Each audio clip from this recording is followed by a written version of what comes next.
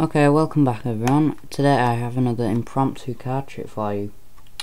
And people seem to like impromptu card tricks, so I've got another one for you today. And the problem is I don't have a performance for this card trick, and the reason for that is I would do one, but it's quite time consuming and I'd rather just get into the tutorial and show you how it's done. So I'm afraid there's no performance for this, but I've got a good tutorial coming up for it. Okay, so now, as I said, it's impromptu, so you can start with the deck, in any order. It doesn't matter what order it's in. And then what you're going to do is you're just going to cut the deck until you get a black card on the bottom. So now I have a black card on the bottom. So now you're going to just go through the deck and just say you're looking for a couple cards that create a special link between the spectator and the magician. And what you're really doing is the first thing you're going to look for is the soulmate to this black card you have on the bottom. So just go through, and there it is. Now you're just going to slide this to the bottom like so, and then just square it quickly. So now you have the soulmate on the bottom. If you really didn't feel you could do that quickly and smoothly, so that they didn't see the move, you could just start with soulmates on the bottom if you wanted to. So now you're just gonna say you're going through look for cards that link the spectator, and you're just gonna outjog these two cards. Then you're gonna start outjogging red spot cards, so red number cards. You're just gonna keep outjogging them and go all the way through the deck, outjogging red number cards like so, and just keep outjogging them, and basically go through nearly every single red spot card there is, because you do need quite a few to make this effect powerful. So just quite a few. Just keep going, and then maybe I'll stop here. I might outjog one more and just leave two. Okay, and then you basically have the pile outjogger, pile no. Okay, and then you're just going to turn it over and say you're splitting the pile into two, and you just split them outjog cards from the rest. Now you're just going to ask them to cut the outjogged pile.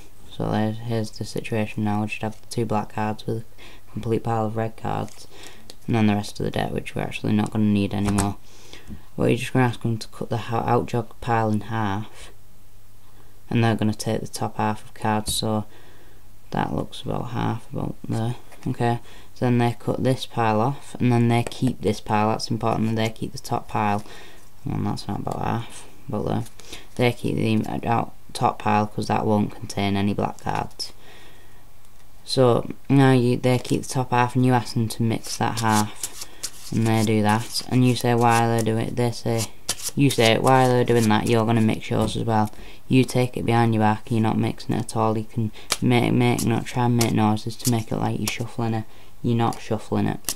You don't want to mix these cards up in any way, so you could just hold on to this really tightly and just keep moving it either side of the top card like so, and then just bring it back round and make it like you've mixed it, but you haven't at all.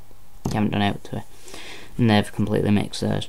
Now you say they've got this behind their back, and you ask them to pick one card and just pick it out and bring it forward face down without looking at it, and they do so. Say they pick this one, it doesn't matter what it is, and then you say you're doing the same. You're just going to take yours behind your back, and you're just going to pick the bottom card, which will be one of the black cards, and you're just going to bring this forward. So bring forward the bottom card. Then you say you're going to switch the cards to the spectator's card with your card, and you're going to ask them to put their card, your card, in their pack face up, which they will do. So they won't know what, and you ask them to just do it to behind their back as well. So they'll just flip it over, hopefully behind their back, face up, and then just cut it into the middle somewhere. And this is all going on behind their back, don't forget that. And then they can bring it back round, and that's theirs sorted. What you're going to do is you're going to say you're doing the same, burying their card in the middle of your pack face up. You aren't doing that at all. You are putting their card right on top of your pile behind your back. You are turning over the bottom card and cutting that in the middle somewhere.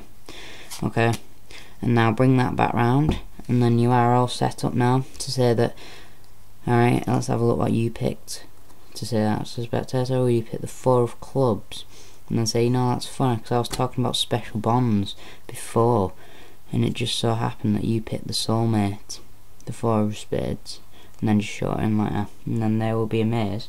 And then that, you can say that's not over, actually, because although we did manage to pick the 2 4s, not only that, and then you can turn it over and show that they also managed to pick the only black cards in the whole pile, and that is the good kicker ending that I like. So I hope you enjoyed this tutorial. Hope it was descriptive enough to go without a performance, and that's it.